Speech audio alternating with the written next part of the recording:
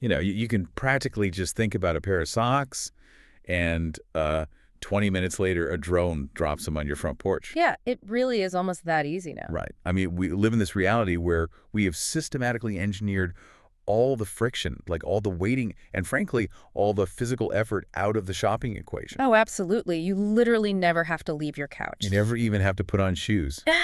So, why are millions of smart shoppers suddenly deciding to get up, get in their cars, and go back to physical stores? It is wild, isn't it? It's this massive counterintuitive rebellion against convenience. Welcome to today's deep dive.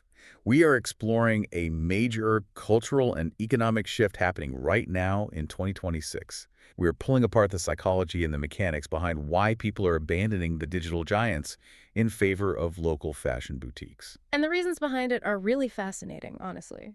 Okay, let's unpack this. To understand why consumers are intentionally adding friction back into their routines, we first have to look at the catastrophic failure of the technology that was supposed to, make our lives perfect. Yeah, and that failure comes down to how mega retailers treat personalization. They treat it as a math problem rather than a human experience. A math problem. Right. Exactly. They rely entirely on predictive AI and automated systems. I mean, these platforms track your cursor hover time, your cart abandonment, just every single micro interaction you have with the screen. They know everything you click on. Right. They possess these massive data lakes detailing exactly what you buy, but they have absolutely no mechanism to understand why you bought it. So they see the action, but not the intention. Spot on. They map your behaviors, but they are completely blind to your intent. I mean, mega retail algorithms are like someone on a first date who only listens to the last word you said and just repeats it back to you louder. That is a great way to put it, yeah. Like you say, I wore a blue tie to a funeral, and the AI just screams, "You love blue ties. Buy 50 blue ties." Right. Here is a subscription box for blue ties. Exactly. It has infinite data, but zero context. It doesn't realize you only needed the tie for one solemn occasion. And what's fascinating here is that lack of context leaves the consumer feeling entirely unseen. Unseen. Yeah, that makes sense. The algorithm just flattens your complex human identity into this two-dimensional profile of consumption habits. Just a data point. Right. But compare that mechanical process to the consultative environment of a physical boutique.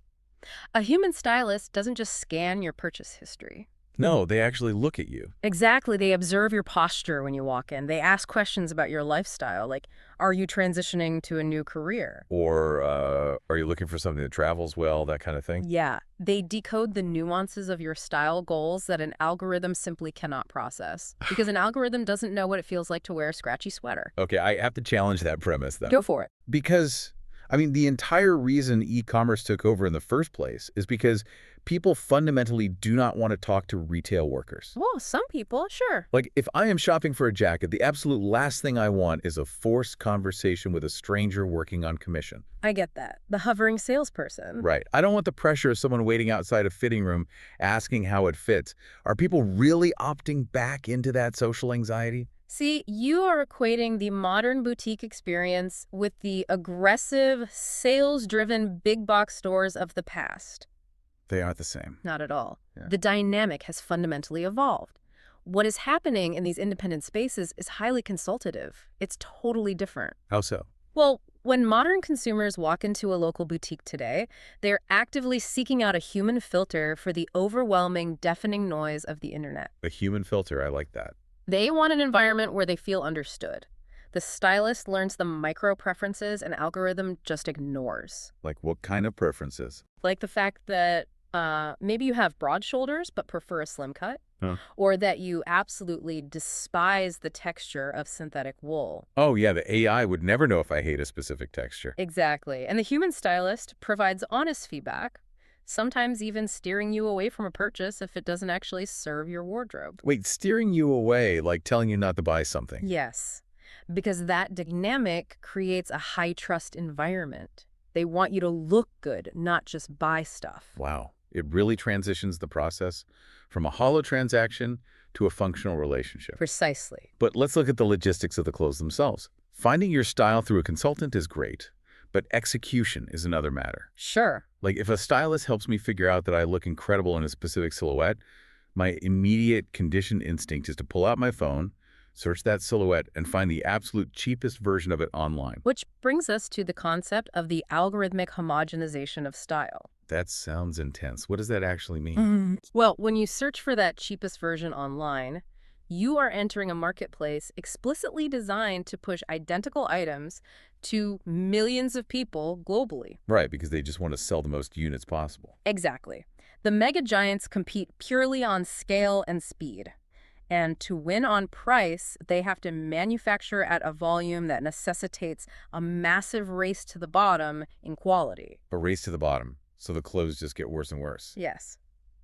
We are talking about the mechanics of planned obsolescence in textiles. Like phones breaking on purpose. Exactly like that. These are garments that are literally engineered by corporations to lose their shape or fall apart after 3 washes. Just to ensure you have to re-enter the purchasing cycle. You got it. They want you buying over and over again. Here's where it gets really interesting, though. Because it's just the illusion of a bargain. Oh, completely. You think you are saving money, but you are just buying the same cheap, disposable silhouette over and over again. It's the fast food of the retail world. That is the perfect analogy. You consume a ton of it, but you are always left unsatisfied. And you end up looking exactly like everyone else in the drive-thru. And boutiques operate on the exact opposite mechanical principle. They focus on curation over mass production. So they aren't trying to stock everything for everyone. Right. They aren't trying to fill a 1,000,000-square-foot automated warehouse with identical inventory. They are curating a highly specific mood with limited run I collections. saw in the research they mentioned brands like Apparelizer doing this. Yes, Apparelizer is a great example. Independent brands like that actively reject the massive global supply chains used by the giants. So what do they do instead? They focus on small batch manufacturing. They utilize premium textiles and distinctive designs. They construct garments intended to survive a decade, not a single season. So you are shifting your metric from the initial price tag to the actual cost per wear. Exactly. The math changes completely. Yeah, if you buy a jacket that costs 3 times as much but lasts 10 times as long, the economics fundamentally change. You are stepping out of the cycle of disposable fashion and actually building a permanent wardrobe. And the psychological shift here is profound too. How so? Shoppers in 2026 are actively rejecting the pressure to blend into mainstream algorithmic trends. They want to stand out. They don't want to look like the algorithm. Exactly. They are seeking out limited edition pieces and handcrafted accessories because they want to invest in fewer but far superior items. Quality over quantity, finally making a real comeback. Yes, and the curation provided by the boutique does the mental heavy lifting for the consumer. What do you mean by mental heavy lifting? Well, instead of scrolling through 10,000 mediocre options online and getting decision fatigue, you are presented with 50 exceptional options in store. Oh, that sounds so much less exhausting. Let's talk about the physical environment where this is happening too, because the sensory landscape of shopping has drastically changed. It really has. We spent years normalizing the 2 a.m. doom scroll. You sit on the couch in the dark, swiping a glass screen, looking at heavily photoshopped garments pinned perfectly to digital models. It's totally disconnected from reality. It is sensory deprivation. But walking into a boutique is a deliberate event. The lighting is engineered to make you look good, there's curated music, and you're actually feeling the weight of the textiles in your hands. The touch and feel aspect is huge. But let me play devil's advocate on the timeline here. Okay, lay it on me. The ultimate selling point of clicking buy at 2 a.m. is instant gratification. I want the jacket now, and the automated logistics network gets it to me immediately. How does a physical store beat the speed of a drone? Well, if we connect this to the bigger picture, we need to fundamentally redefine the mechanics of gratification. Redefine it. How? When you click Buy Now on an app, you are experiencing a purely digital chemical gratification. Like a little dopamine hit. Exactly. It is a tiny, fleeting dopamine hit triggered just by the act of acquisition. But immediately following that click, you enter a void. Right, because you don't actually have the thing yet. Exactly. You have to wait. The gratification is totally disconnected from the physical product. So it's just the thrill of the click. Yeah, but physical instant gratification operates on an entirely different neurological level. Oh, interesting. Give me an example. Think about the last time you took a garment off a physical rack, stepped into a fitting room, and realized it fit you flawlessly. Oh, man. Your posture literally changes. You stand up straighter. Exactly. Your confidence spikes in real time. You aren't just acquiring an item, you are experiencing a tangible transformation right there in the mirror. You can actually see how the fabric drapes as you move. Right. And when you make the purchase and walk out of that store with the bag in your hand, that emotional high is permanently cemented to the garment.